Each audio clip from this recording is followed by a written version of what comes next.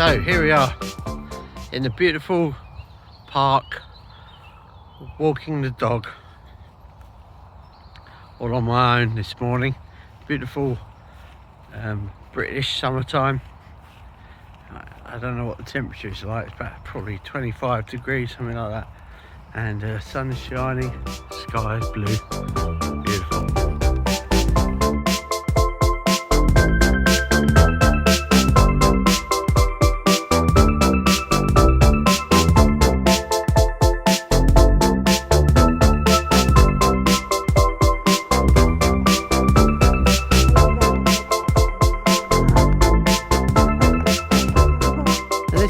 We're going to talk about all the puzzle pieces that we've had to go through to work out how to move to Taiwan, and I'm going to talk you through all the things that we've had to think about.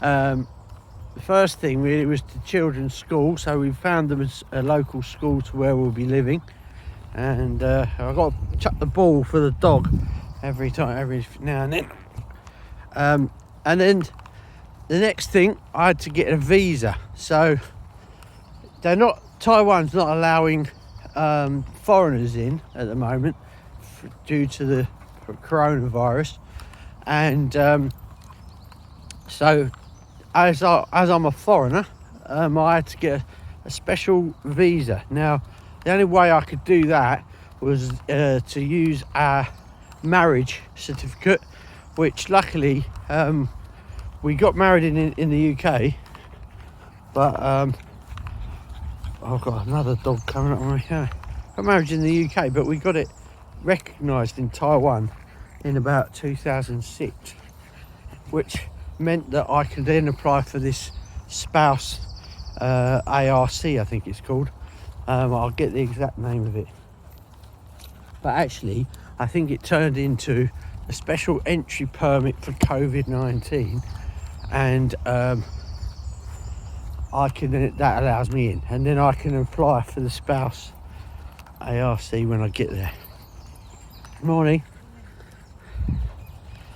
Alright, let's chuck that for the dog. So to get that, I had to get a police certificate, and it turns out it's called an ACRO or an ARCO, I forget the letters, but the other thing is the website from the Taiwan embassy or the immigration that tells you how to do this. It's all written in English, but it's clearly been translated from Chinese, and that is a bit of a challenge, and obviously I'm going to find out living over there that without learning how to read and maybe even write, and as well as speak Chinese, that the English versions of those documents are not always that straightforward. I might post an example of that. So anyway, I went through the police check, did the wrong one, paid for that. They sent that to the Taiwan immigration office, and they said, oh yeah, it's the wrong one. You could use that one, but you have to pay for it to be recognised again. So then I did the right one, and of course this was all during the lockdown. So luckily I managed to get through it. Bit of a drama, but you would normally go there in person to sort this out, but I did it all via email and mail. And the immigration office in London were brilliant. They really were helpful, which is really good, So that's got me my visa, and it's basically a page stamped in my passport to say that I'm allowed in. And then the idea is, once I'm in, I go to the immigration centre in Taipei, and then I get a proper spouse resident permit. Now, as I understand it, I think I can just live there on that and work. So, as we understand it, when we get to Taiwan, we've got to quarantine for 14 days, and then after that, I need to do that activity in the immigration office. So that's the visa bit. So I'm now allowed in. And to be able to get that visa, I had to book a flight. And at the time when we booked it, it was about February. Taiwan was saying that you couldn't transit through another country, so you had to fly direct, and the only direct flights were China Airlines. Either goes via Bangkok, but the China Airlines was a bit annoying because that's from Gatwick, and we live right next to Heathrow. So we booked the flights, and then the lockdown happened and China Airlines stopped flying. So for March, April, May, until a couple of weeks ago, we thought, we don't know if we're going to fly or not, and we have to get our money back and change to Eva Air. But luckily, in the last 2 weeks, they consolidated the flights for China Airlines, and so what that meant was they were only going to fly 4 times in July, and none of them were the days that we booked. So, but luckily they're all the next day. So the plan is for carrying the kids to originally have gone on the 3rd, but now they're going on the 4th. That gives me a week to blitz the house that we're in, and tidy it up ready for renting. And so where was I? Oh yeah, the flights. So, and I'll be going on the 11th after I've sorted the house out, handed the keys over to the estate agent, and then hopefully they find us a tenant, and then that gets us our income. So people might ask, well, what are you going to live on? What job are you going to do? Well, luckily we've got 2 houses here in the UK.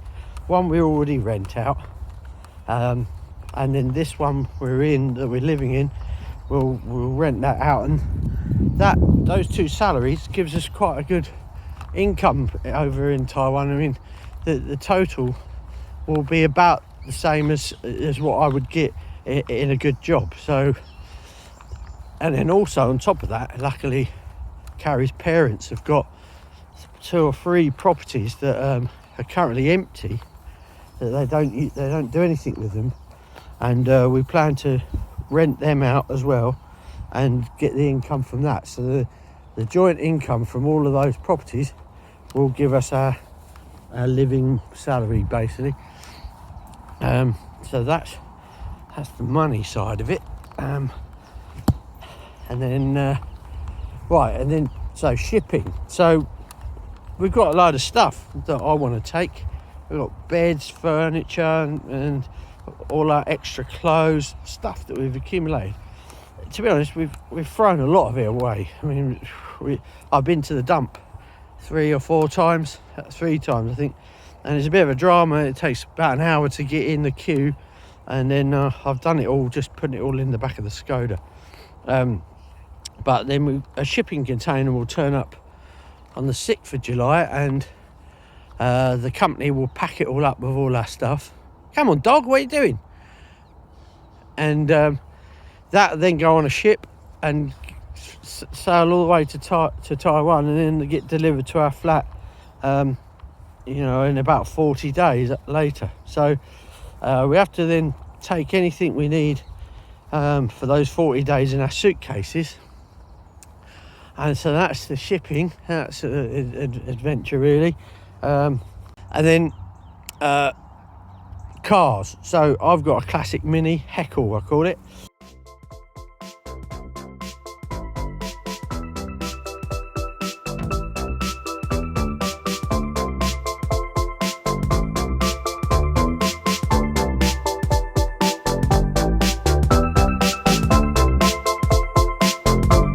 I wanted to take that with me.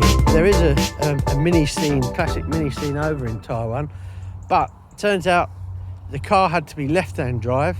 Not the end of the world, you can convert it, but it's quite a drama. You have to change the dashboard, change the steering rack, do all those sort of things.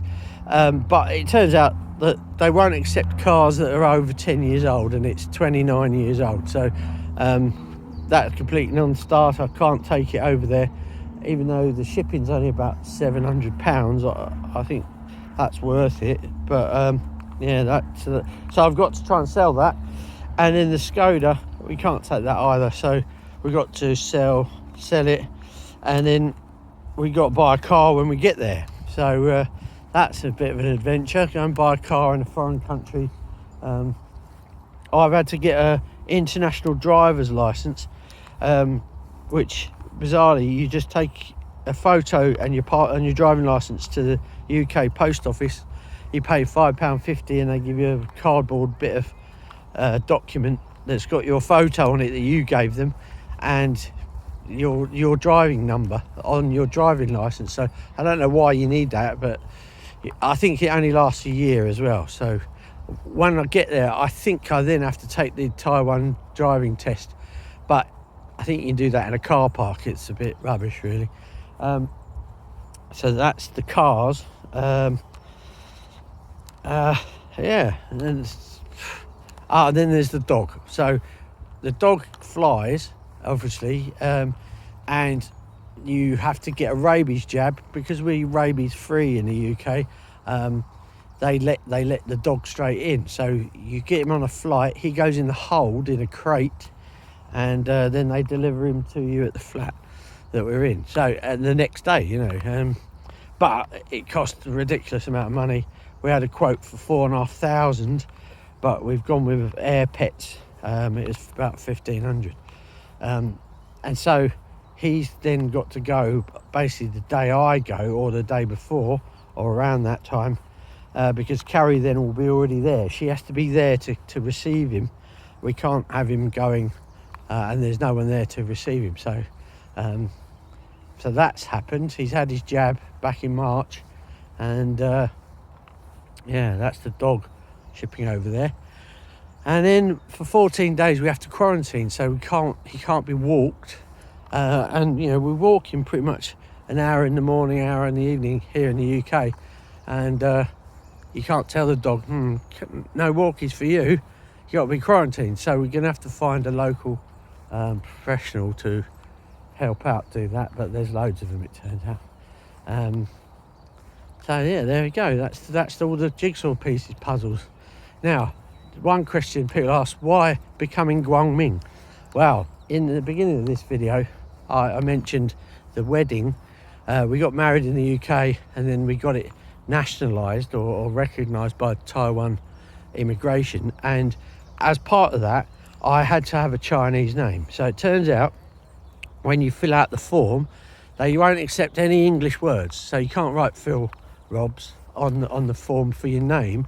You have to have a Chinese name, and they have to write that in Chinese characters. So there's no Chinese character for Phil, and nor one for Robs. Oh, the dog's having a fight. So the dog's got himself playing with a couple of Irish wolfhounds. They're huge. See if I can do a video of that. Don't get involved with the big ones, they're the big ones. So, when it came to giving me a Chinese name, there's no real match for Phil Robs. There's no words that sound like that in Chinese. So I wanted Han Solo. I thought I could be Han Solo, actually. It'd be brilliant. But it turns out all the names in Mandarin have to be 2 syllables. So like the wife's real name's Yu Hui, and you know, Han Solo is 3 syllables, so you can't have that. So I had no idea what to call myself. So I think Carrie's parents picked it, and they picked Guang Ming, and it apparently means bright light. So that's my Chinese name, Guang Ming, and that's now the name of the channel, Becoming Guang Ming. Right, here we go. This is where the dog gives me the runaround. So I'll try and get him. So when he gets close, I might have to drop the phone and grab his harness. So look, he's playing little silly buggers here. Yeah. No. Come here. I'll drop it by my feet. There's the ballie. Are you gonna get it? Gonna get it? Come on then. Are you gonna get the ball? Gonna get the ball?